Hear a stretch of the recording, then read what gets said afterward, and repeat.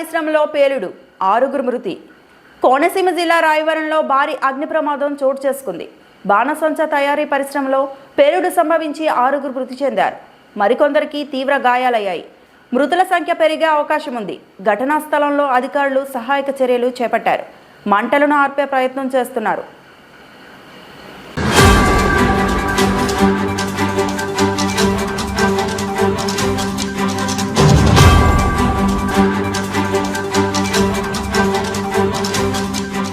బాణసంచా పరిశ్రమలో పేలుడు 6 మృతి.